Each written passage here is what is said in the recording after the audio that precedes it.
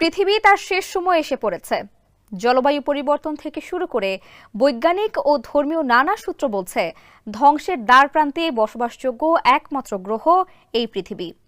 তবে তার আগে শিগগিরই পরিবর্তন হতে যাচ্ছে সূর্যের দিক, অর্থাৎ চিরাচরিত নিয়মে পূর্ব দিকে নয়, বরং এই নক্ষত্র উঠবে পশ্চিম দিক দিয়ে। এরপরেই সংঘটিত হবে কিয়ামত, ইংরেজিতে যাকে বলে ডুমসডে।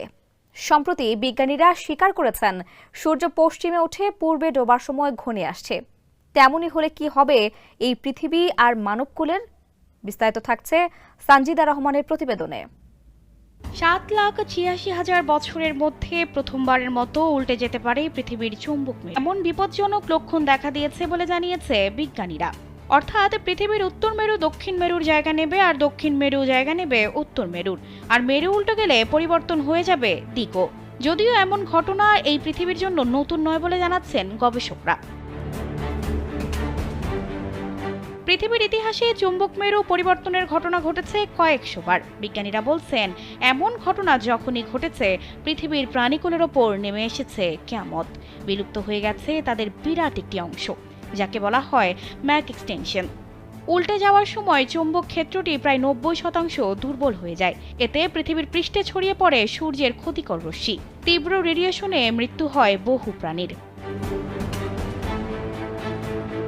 বিশেষজ্ঞরা সতর্ক করে জানিয়েছেন, গত 200 বছরে পৃথিবীর চুম্বক ক্ষেত্র 15% অস্থিতিশীল হওয়ায় উল্টে যাওয়ার সম্ভাবনা এখন প্রবল।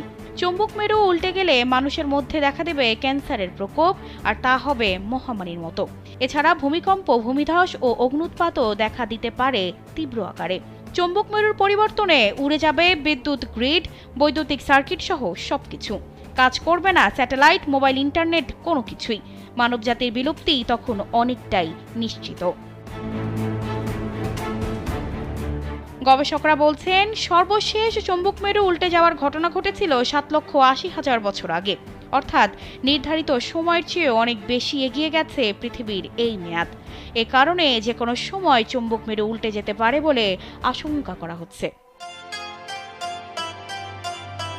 পবিত্র ইসলাম ধর্মে এসেছে এর বর্ণনা। 1400 বছর আগে নাজিল হওয়া কোরআন আর শেষ নবী ও রাসূল হযরত মুহাম্মদ সাল্লাল্লাহু আলাইহি ওয়াসাল্লামের বিবরণে এসেছে এমন অসংখ্য সতর্কতা। বলা হচ্ছে, পশ্চিম আকাশে সূর্য ওঠা কিয়ামতের অন্যতম বড় আলামত। হযরত আবু হুরায়রা রাদিয়াল্লাহু তাআলা আনহু থেকে বর্ণিত, মহানবী হযরত মুহাম্মদ সাল্লাল্লাহু আলাইহি ওয়াসাল্লাম বলেছেন, পশ্চিম দিক থেকে সূর্য না ওঠা পর্যন্ত কিয়ামত সংঘটিত হবে না, এবং যখন তা উঠবে এবং লোকেরা তা দেখবে তখন তারা সবাই বিশ্বাস করবে, কিন্তু সেই বিশ্বাস আর কোনো উপকারে আসবে না।